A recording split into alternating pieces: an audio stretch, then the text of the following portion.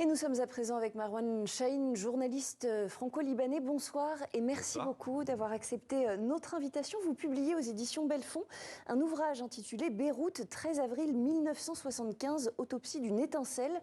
Vous y racontez le massacre qui a déclenché la guerre civile libanaise. On va évidemment en parler. Mais d'abord un mot sur l'actualité. Pourquoi, selon vous, le Liban n'arrive pas à sortir de ces cycles répétés de violence ? Alors, je ne sais pas si c'est le Liban qui n'arrive pas à sortir de ces cycles répétés de violence ou son emplacement régional. Parce qu'en fait, si on parle de la guerre de 75 ou de la guerre actuelle, il y a un protagoniste direct ou indirect qui est Israël. Parce qu'en fait, la guerre de 75, c'est une guerre qui se noue entre Libanais, qui est une guerre civile, mais autour de la question palestinienne. Et pourquoi il y a des réfugiés palestiniens au Liban? Parce qu'il s'agit des réfugiés de 48 qui ont trouvé refuge au Liban et qui ont, à partir de 67, commencé à mener des opérations militaires à la frontière sud. Ce qui a divisé en partie les Libanais, c'est là-dessus que s'est cristallisée la guerre.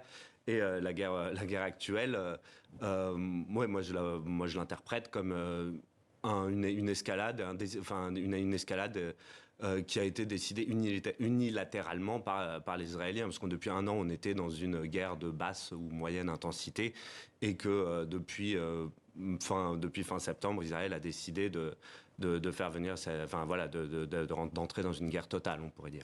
Alors les Libanais ne soutiennent pas tous, on le sait, le Hezbollah. Israël dit vouloir justement libérer le Liban du Hezbollah chiite. Comment est-ce que les Libanais justement réagissent à cet argumentaire d'Israël ?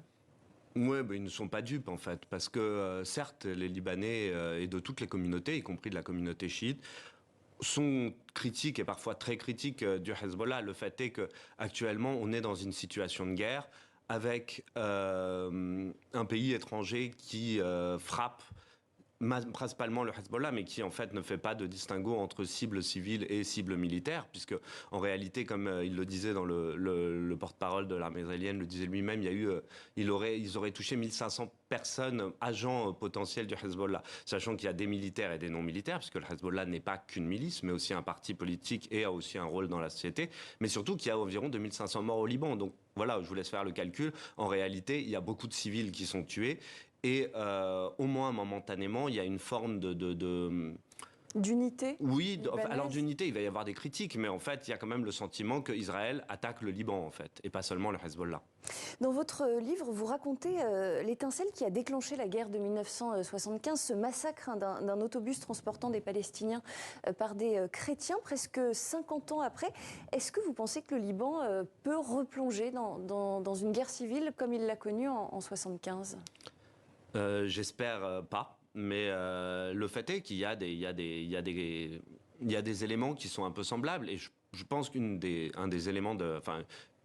stratégies de Benjamin Netanyahou, ce serait d'appuyer sur des divisions qui existent au Liban et qui préexistent à cette guerre.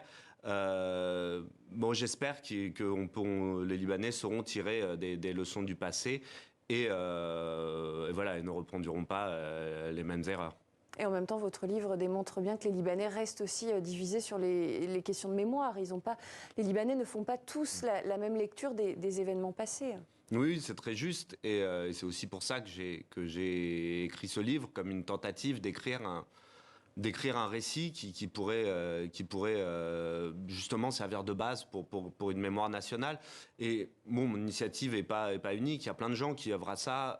Les manifestants qui sont descendus en 2019 dans la rue avaient aussi ce projet de créer du commun au Liban. Donc ces forces-là existent et on peut que espérer qu'elles prendront le dessus sur les divisions de la société libanaise.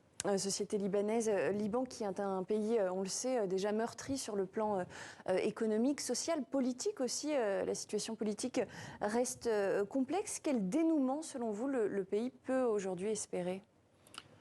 Ce qu'il peut espérer, c'est déjà un cessez-le-feu, et pour ça, il faut qu'il y ait une pression de la communauté internationale. C'est la seule et unique solution. Il y a une pression, en l'occurrence, de la communauté internationale, en tout cas légère. Des appels qui se multiplient. Ce sont des mots, en fait. Pour l'instant, en 1982, donc déjà au cours d'une invasion israélienne, Reagan avait appelé Begin, ça avait mis 20 minutes à s'arrêter. Donc voilà, les outils sont là, le fait est qu'ils sont pas déployés, notamment de la part des États-Unis.